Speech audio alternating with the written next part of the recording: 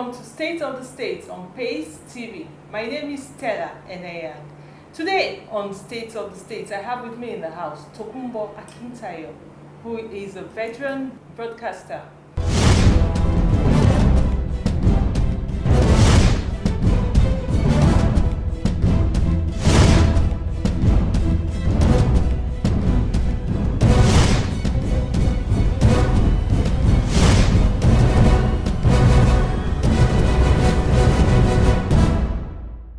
Akintayo, you're welcome to Nigeria, all the way from the UK. Well, it's nice to be back home, and it's nice to be on the show. Yeah. Before we go on, how is Vox Africa? Well, Vox Africa is like an African, it's supposed to be like an African Al Jazeera owned by an African banker. And I happen to be one of the people behind the strategy, as in the news. So, as a senior presenter and also the editor-in-chief in charge of English, we do a lot of things to project Africa, and especially Nigeria. So how long have you been with them? It's about 5 years now. Wow. Yeah. So how has it been? Like, when you say strategy, what's your work like? Not many people are privileged to have such jobs in the UK. Yeah, especially when you're black. It's true, but things are changing, and if you're very good at what you're doing, the color of your skin might not determine where you are. So it's like, it's been wonderful because it's like, I set the agenda. Actually, I did a doctorate degree in that area as well, looking at agenda setting and Western media and how the agenda gets to affect the Africa's image. So it's like, I know what Africans would want. I know the good things about Africa, the bad things, and also the ugly things. So we want to push everything out for Africa, not just the ugly things. So good investment in Africa. Yeah, there could be coups, there could be wars, there could be famine, but it's like, how about the investments? Even Nigeria, 170 million people. Look at all the South African companies rushing to here. Why would they? Even China is coming here, even to Southern Africa. So those are the things I project. I even have something called Africa Rising that I do specially in the news to make sure that people around the world get to see the other side of Africa, the good sides of Africa. And there's so many. Yeah. If it's a good side of Africa, yeah. Because not many people, a lot of people just bring up things on TV now, the good, the bad, and the ugly. So do you portray more of the good than the bad of Africa? It's like having a balance, because like, yeah, there is everything. So it's like there is a war or a coup in Burundi, and then somebody signs a $50 million contract in neighboring Rwanda. We have to like pick both. And then if South Africa is accused of paying FIFA $10 million, then we have, that's the ugly side. We have to also balance everything. But it's not just the bad things that people should push out. Beautiful. A couple of days ago, we were watching on one of the stations, and they were showing the clips of Nigeria. Yeah. They didn't go to the places like Lekki or, there. They just went to places like the slum. How would you see that? What's your take on that? Because just talking about Nigeria, why would they go to? Because they show everything about America, for example. It's beautiful. They don't show the slums, and you and I know they've got the slums. Why would someone now want to shoot Nigeria go to the slum here? Yeah, it's still about the gender setting. That's what they want the world to see. That's what they want the world to like. Have as a perception of Nigeria. But it's now left for stations around Africa or African-oriented stations to do the balance, like let the world see. It's just like what happened in BBC's Welcome to Lagos. That they showed the slum at just a few meters from here, but it's like they have to, like, the BBC was asked to balance it by going to show places like Lekki and seeing how Nigerians are living in mansions, living in good houses, and even Nigerians who are doing very well. But I would also say something, Nigerians are also not making it very easy, because I will say this, I've met a lot of foreigners who will tell me, well, you don't behave like a Nigerian, you don't do this, you don't do that like a Nigerian. And I keep asking them, what you think is a Nigerian thing in us, that's not the real Nigerian. The people you meet abroad are the people, maybe you meet scammers, you meet people who are unruly, even you see people urinating, even here in Lagos in the past 2 hours I've seen a lot of people urinating on the street.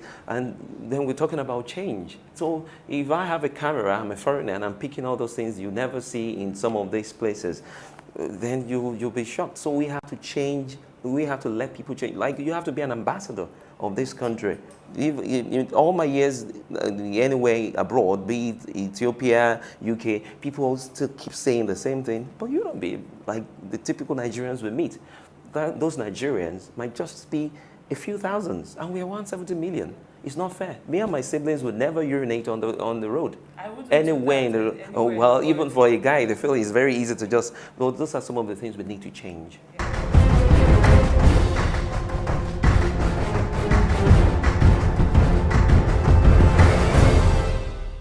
What do you expect from this new administration?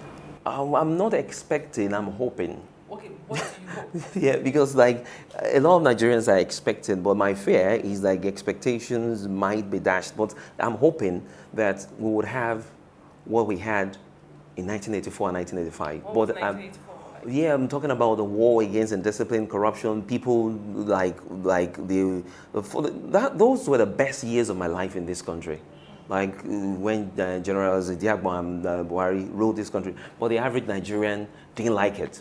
And it's still the same, it's even worse now. So that's why I'm saying expectations will be dashed. But I'm hoping that General Buhari would not be coerced in the name of democracy to like be soft. But Nigerians, we still have a long way to go in terms of, we need strong leaders. Talking about soft, do you Yeah. think Yeah. our past, just the past Yeah. president was soft? It was too soft. That was his downfall. That was the source of his downfall. Why do you think he was soft? Yeah, because he allowed a lot of things to happen. He just like overlooked a lot of things, all in the name of like, yeah, just do your thing, and well, I don't want to come across as a dictator. Yeah, before now, have we never had in any other government Yeah. such things happen? Yeah, they The have. corruption, you know. So why would you say this one was soft? Yeah, the corruption was institutionalized Okay. by General Babangida. Okay. Yeah, I like him so much. In fact, I just like the man. But the thing is, like, one way or the other, he institutionalized, because he was kind of soft with people he should have been heavy-handed with, just like General Buhari did. And that's one of the reasons they took him out. But the thing is, like, when Jonathan got there, it became even a monster. So it's like it was getting worse and worse. People also blame Obasanjo for, but it's like it's not just Obasanjo. During Buhari's time, Yeah. you know, when he ruled, people were not happy That's it. and they wanted him out. Now you have someone who you say is your word now, who you say was soft. People are not happy. Do you think Nigerians are a crop of difficult people, like someone said? Well, I will hide under your umbrella. The, the thing is, like, Nigerians are the most complex, the most difficult people to rule. Former President Obasanjo told me personally, Okay. because I was complaining to him about so many things. He said something some years back when he was still there. If you are married to somebody now and you are a new couple, and then due to one reason or the other, you can't have a baby, the average Nigerian will say it's Obasanjo. And Obasanjo said, am I the one that will come and sleep with you in the night, or come and do a threesome with you and your husband? But Nigerians will always find a reason why there is a failure in the system.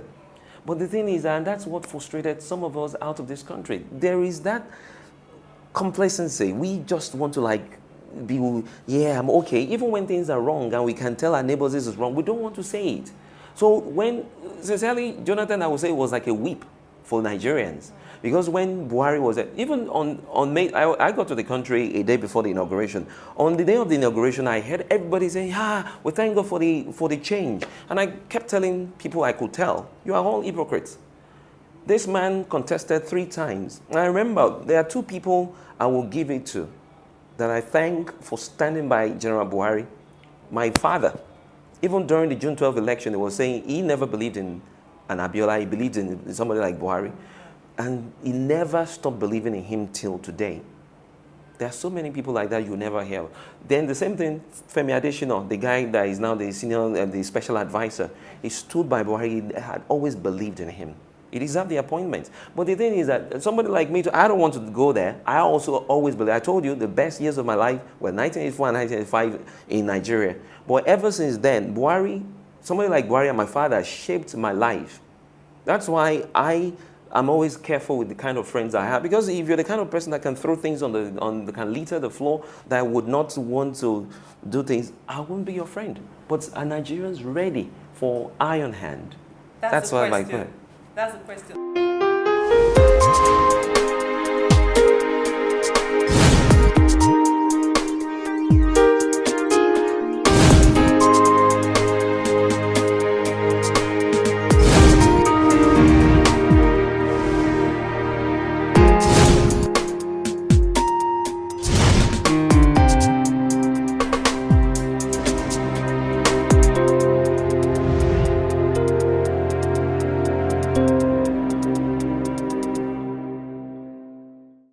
He said he was going to declare his assets. Yeah. And that's this news all over the place now. Yeah. It's not public. What's your take on that? Just 1 minute. Yeah, declaring his assets, it's like everybody has always said good things about him in terms of that he's not corrupt. So for me, it's nothing I would go to the streets to be happy about. Not happy. Yeah. It's not public. Yeah. He declared, but it's not public. Yeah, but you can ask, as the journalist, you can use the Freedom of Information Bill to ask him to be. Someone asked today on radio and said, can we go and assess, and make it public? And they couldn't answer.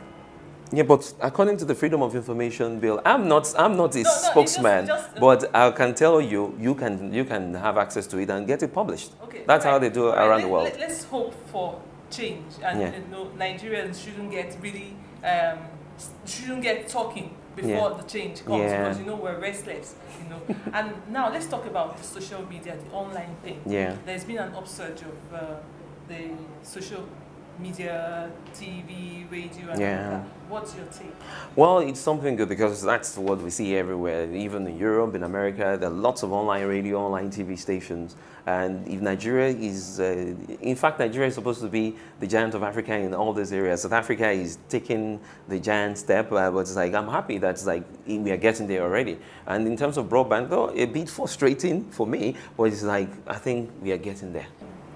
Practitioners, who do all of this online thing, what do you think could be the biggest threat to making it grow? Well, it has to do with infrastructure. Like we say, is electricity regular? Then do you have the enough funding to be able to keep it going at the standard you want as a proprietor? So a lot of things are just wrong. Like even the broadband thing, you really need the power of the broadband that people can access you around the world. But it's like, for me, I'm happy that Nigeria is part of the thing already. It's just like digital radio and TV. I'm looking forward to the day I'll be able to we have a DAB radio like we have in the UK, that you can listen to digital signals even without having to tune FM. So that's what I'm looking at. Tokunbo Akintayo, it's been a pleasure having you on set. Yeah. Any last words? For how long are you going to be around for? Well, I'll be here. If you want me to extend it, I will. But I'm just here on a fact-finding mission, kind of, and to talk to a lot of people and see what I can do to contribute to this country. But I just want to my last word is Nigerians should let the change start from them.